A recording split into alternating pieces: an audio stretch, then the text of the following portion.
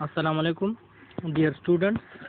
Physiology, chapter number first, cell and its function. First of all हम physiology को पढ़ते हैं। फिजियोलॉजी क्या है? Physiology is the branch of medical sciences which deal with the normal functions of the different parts of the living body. Physiology medical sciences का वो branch है, वो हिस्सा है जिसमें हम बॉडी के डिफरेंट पार्ट्स के फंक्शंस को स्टडी करते हैं। जब हम किसी भी ऑर्गन्स के फंक्शंस को स्टडी करते हैं तो उसको हम क्या कहते हैं? फिजियोलॉजी। और उसी ऑर्गन्स के स्ट्रक्चर को जब हम स्टडी करते हैं तो उसको हम क्या कहते हैं? एनाटॉमी कहते हैं। आगे है cell.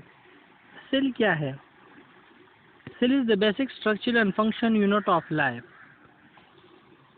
Human body developed from single cells called zygotes. The study about cells is called cytology.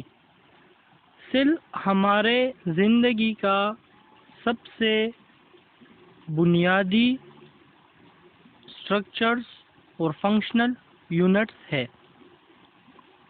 Human body जो है ये सिंगल सेल ज़ायगोट से बना हुआ है। अब ज़ायगोट्स क्या है? जब स्पर्म और ओवा कंबाइंस होते हैं और फर्टिलाइज ओवम बन जाता है तो उसके बाद हम उसको क्या कहते हैं? ज़ायगोट्स कहते हैं। और उसी ज़ायगोट से आगे फिर एक ह्यूमन बॉडी बन जाती है। अब जब हम सेल को स्टडी करते हैं तो उस स्टडी को हम क्या कहते हैं? साइटोलॉजी कहते हैं। अब जितने भी लिविंग ऑर्गेनिजम्स हैं ये तो एक सेल से या एक सेल से ज़्यादा सेल से बने हुए हैं। Every living organisms are made up of unicellular और multicellular.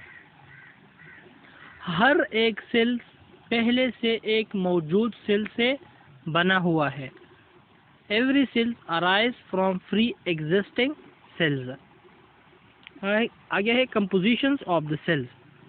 Cell is composed of different substances which are collectively called protoplasm, that is water, proteins, carbohydrates, lipids, electrolytes.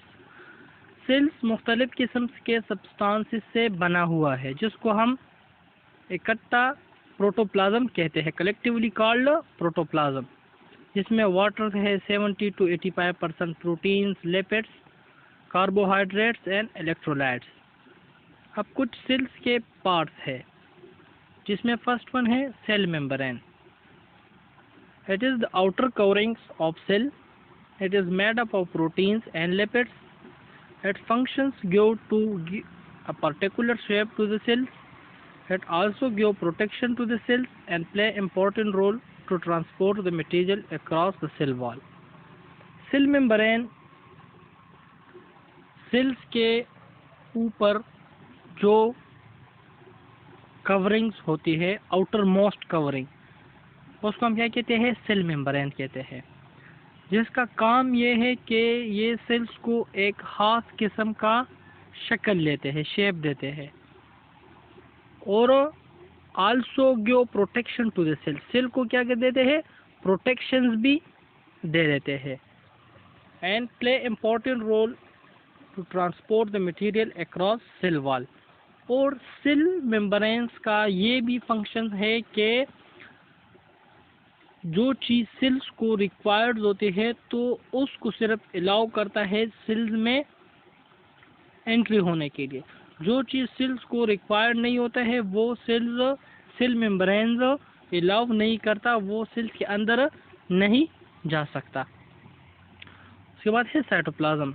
It is a fluid inside cell membranes but outside nucleus having molecules of ribonucleic acids, RNA, which is responsible for protein synthesis.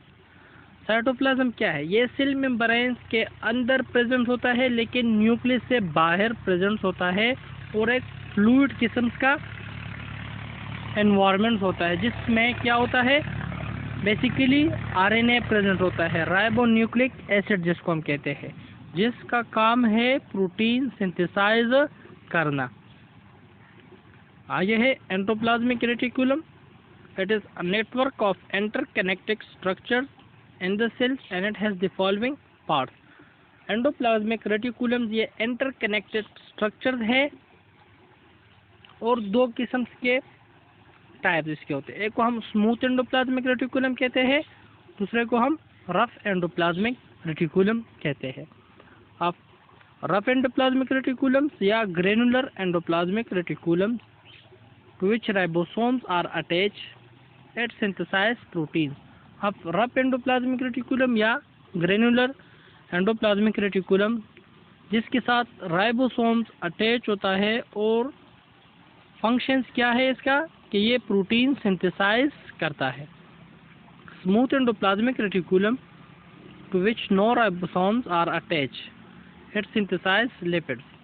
अब smooth endoplasmic reticulum जिसके साथ ribosomes attach नहीं होता और इसका functions क्या है, lipid synthesise करना।